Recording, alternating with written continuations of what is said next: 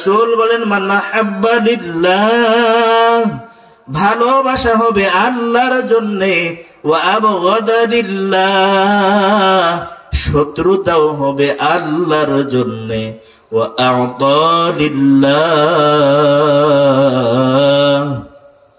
কাউকে কোনো কিছু দেওয়াটাও হবে আল্লাহর জন্যে, ওয়া মানা লিল্লাহ, যদি কাউকে না দেওয়া হয়, যদি কাউকে নিষেধ করা হয় যে আমি তোমাকে দেব না, ধরেন একজন আপনার কাছে চাঁদার জন্য গেল, বললেন কিসের চাঁদা নিতে আসছো?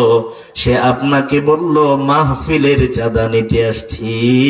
মুসলমান বলেন তো আল্লাহর জন্য চাঁদাটা দেওয়া দরকার আছে না নাই? দান করবে আল্লাহর জন্যে, দান করা থেকে বিরত থাকবে আল্লাহর জন্যে। যেমন কিছু যুবক আপনার কাছে গেল, গিয়ে আপনাকে ডেকে ডেকে বলল চাচা কোথায় আছেন? আপনি বললেন বাড়িতে। কিন্তু কেন?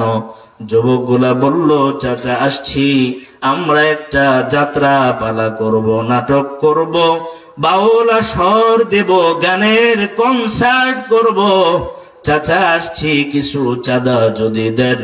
মুসলমান বলেন দিবেন নাকি দিবেন না? এই যে দিবেন না, এটা কার জন্য দিবেন না? আল্লাহর জন্য দিবেন না। চারটা কাজ করবেন। কয় কাজ? আল্লাহর জন্য ভালোবাসবেন। বলেন কার জন্য ভালোবাসবেন?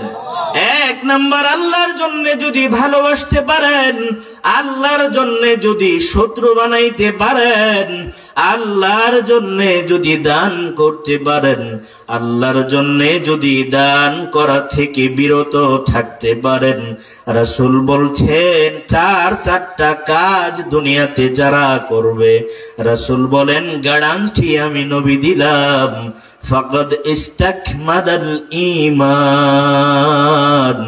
চারটা কাজ কোন মুসলমান যদি করে, আল্লাহ তার ঈমানটারে পরিপূর্ণ বানায় দিবে।